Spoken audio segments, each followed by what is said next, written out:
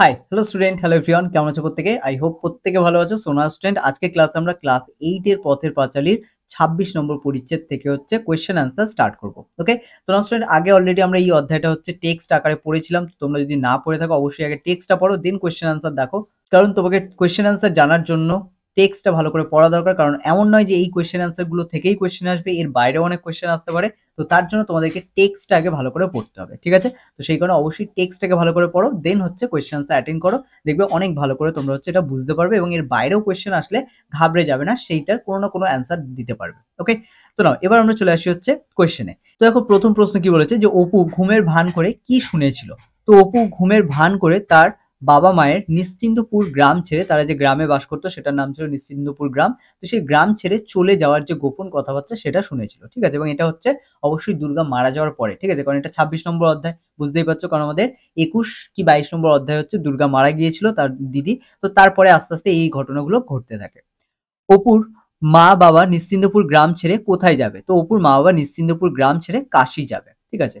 তারপরে আসতে হচ্ছে চড়ক পূজা কি। তো চৈত্র মাসের সংক্রান্তিতে শিব গাজনের পূজা উপলক্ষে চড়ক পূজা হয়, যা অপুদের গ্রামে মেলার উৎসবে পরিণত হয়। ঠিক আছে? এখন অনেক গ্রামে আছে যেখানে চড়ক পুজো মেলা রাখা হয় এবং সেখানে ঝাঁপ বলে হচ্ছে একটা নির্দিষ্ট হচ্ছে প্রোগ্রাম হয়। ঠিক আছে? একটা অনুষ্ঠান হয়, সেখানে হচ্ছে বিভিন্ন ধরনের হচ্ছে মানে কাজ হচ্ছে চলে এবং অনেক হচ্ছে ইয়ং যারা ছেলে আছে বা অনেক কম বয়স্ক এসব ছেলে বা লোকরা আছে তারা কিন্তু এইটাতে হচ্ছে অংশগ্রহণ করে। ওকে?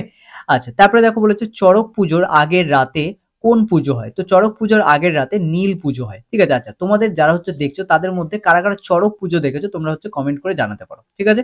তো চড়ক পুজোটা যারা দেখেছো তাদের কাছে আই হোপ বুঝতে পারছো যে কেমন, কারণ আমি নিজেও এটা দেখেছি, কারণ আমার নিজেরও বাড়ি গ্রামে।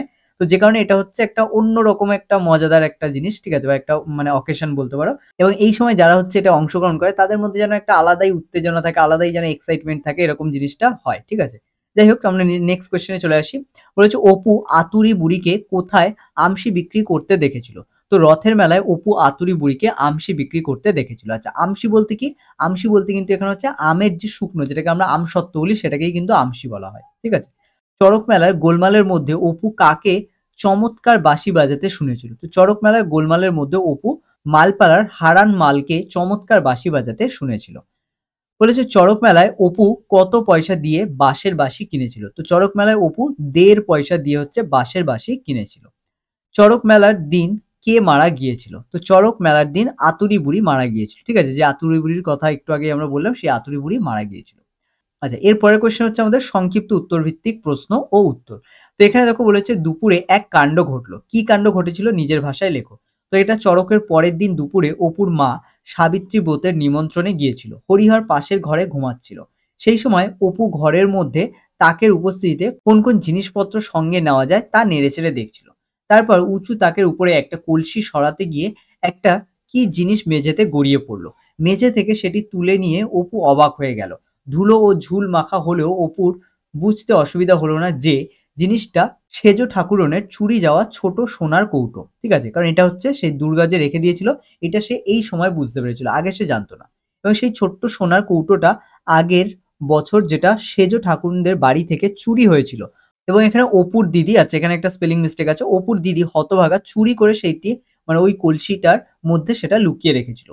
অপু একটুখানি ভাবলো, তারপরে ধীরে ধীরে খিড়কি দরজার কাছে গিয়ে দাঁড়িয়ে হাতের কৌটোটা বাঁশবনের মধ্যে ছুঁড়ে ফেলে দিল। ঠিক আছে? কারণ এটা থেকে আবার তার হচ্ছে তার দিদির কথা মনে পড়ে যায় এবং তারপরে সে ভাবলো যে হ্যাঁ, এটা হয়তো দিদি করেছে, মানে এটা দিদি করেছিল। ঠিক আছে? ভাবলো না, সে তখন ভাবলো যে এটা দিদি করেছে এবং তারপরে কোনো একটা কিছু ভেবে নিয়ে সে আবার এটাকে ছুঁড়ে ফেলে দিল, সে নিজের কাছে এটাকে রাখেনি। অপুর চড়কের মেলা দেখার অভিজ্ঞতা বর্ণনা করো। দেখো, বিভূতিভূষণ বন্দ্যোপাধ্যায় রচিত ছোটদের পথের পাঁচালী উপন্যাসের 26তম পরিচ্ছেদে চড়কের মেলার কথা বর্ণনা আছে। এই চড়কের অভিজ্ঞতা অপুর জীবনে ভিন্ন রকমের ছিল। দিদি মারা যাওয়ার পর এবারের চড়ক তার কাছে ফাঁকা ফাঁকা ছিল, কারণ প্রত্যেকবার দিদির সাথে থাকে, দিদির সাথে হচ্ছে একটা আলাদাই হচ্ছে বন্ধন ছিল অপুর, আমরা দেখেছি গল্পের মধ্যে। তো সেই কারণে হচ্ছে অপুর যেন কেমন একটা ফাঁকা ফাঁকা লাগছিল।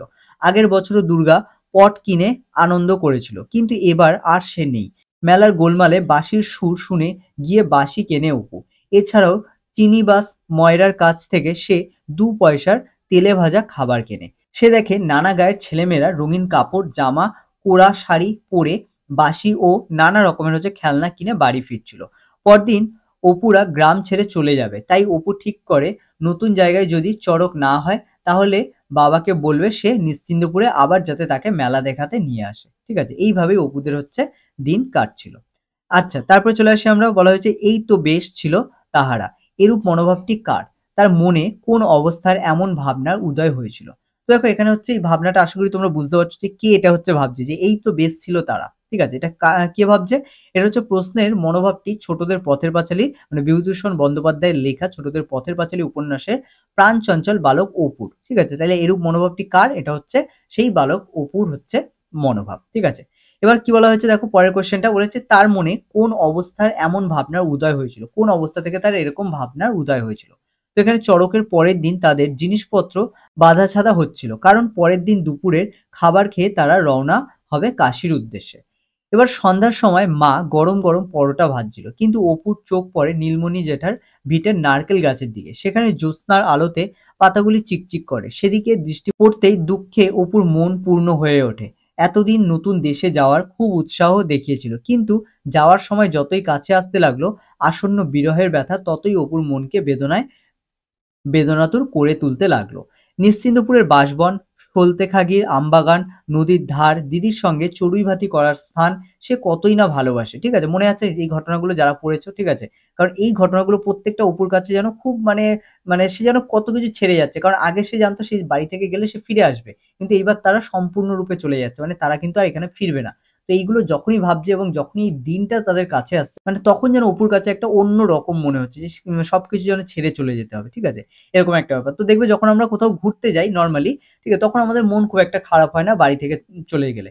কিন্তু যদি আমাদেরকে কেউ বলে যে আমাদেরকে হোস্টেলে পাঠিয়ে দেবে বা কোনো বোর্ডিং এ পাঠিয়ে দেবে, তখন দেখবে যখনই তোমার মনে হবে যে হ্যাঁ, তোমার আশেপাশের যে তোমার খেলার জায়গা, তোমার খেলনাবাটি বা হচ্ছে আদার্স যা হচ্ছে আছে, ঠিক আছে? সেগুলোকে সবকিছু ছেড়ে চলে যেতে হবে। বা বাড়িতে ধরো তোমার যদি কোনো ছোট ভাই থাকে বা বোন থাকে বা দিদি থাকে, তার সাথে যদি তোমার একটা বেশ ভালো সম্পর্ক থাকে, ঠিক আছে? তাহলে দেখবে তার প্রতি যেন এই সময়টা একটা আলাদা টান কাজ করে। ঠিক আছে? যে হচ্ছে ইসরে সবাইকে ছেড়ে চলে যেতে হবে, তো এরকম একটা ব্যাপার। তো অপুও যেন এতদিন তার কিছুই মনে হচ্ছে, কিন্তু হঠাৎ করে এইসব জিনিসগুলো যেন তার কাছে হচ্ছে খুব বেশি বেদনাতুর লাগতে লাগলো। ঠিক আছে? তো এখানেই তারপরে মনে হতে লাগলো এমন নারকেল গাছের সারি, জ্যোৎস্না আলোকিত হচ্ছে পাতার এমন সৌন্দর্য, দিদির সঙ্গে ১০-২৫ খেলার স্থান আর কোথায় সে পাবে? যেখানে যাচ্ছে সেখানে কি রেল খেলতে পারবে? আম কুড়োতে বা নৌকো বইতে পারবে? ঠিক আছে? কদমতলার ঘাট, রানু দিদি, সোনাডাঙ্গার মাঠ তাকে নিবিড়ভাবে কাছে টানতে লাগলো। এমন পরিস্থিতিতে অপুর মনে হয়েছে এই তো বেশ ছিল তাহারা। কেন এসব মিছিমিছি ছেড়ে হচ্ছে তারা চলে যাচ্ছে। তো এইসব ভেবেই হচ্ছে অপুর মন হচ্ছে খুবই দুঃখে কাতর হয়ে গিয়েছিল এবং তখনই সে কিন্তু এগুলো ভাবছে। তো স্টুডেন্ট এই হচ্ছে আমাদের টেক্সটের কোয়েশ্চেন আনসার। তো এগুলো হচ্ছে তোমরা করছো। ঠিক আছে? তবে অবশ্যই আরেকটা কথা বলে দিচ্ছি, সেটা হচ্ছে তোমরা অবশ্যই কিন্তু টেক্সটটাকে ভালো করে পড়ো। দেন হচ্ছে এগুলো করো, এগুলো মুখস্থ করো। আর পিডিএফ যদি চাও তাহলে অবশ্যই হচ্ছে আমাদের টেলিগ্রাম যে চ্যানেল আছে সেখানে জয়েন করো। করে তোমরা হচ্ছে ওখানে জাস্ট টাইপ করে দিও হচ্ছে তোমাদের কোনটা পিডিএফ চাই। ঠিক আছে? বা কোন অধ্যায়গুলো চাই, তাহলে সেখানে কিন্তু তোমরা প্রত্যেকটার পিডিএফ হচ্ছে পেয়ে যাবে। ঠিক আছে? তো নাও স্টুডেন্ট আজকের ক্লাস আমরা এখানেই শেষ করছি। দেখা হচ্ছে পরের ক্লাসে। তো প্রত্যেকে ভালো থেকো, ভালো করে পড়াশোনা করো। আর কোনো প্রবলেম হলে অবশ্যই হচ্ছে কমেন্ট করে জানাও।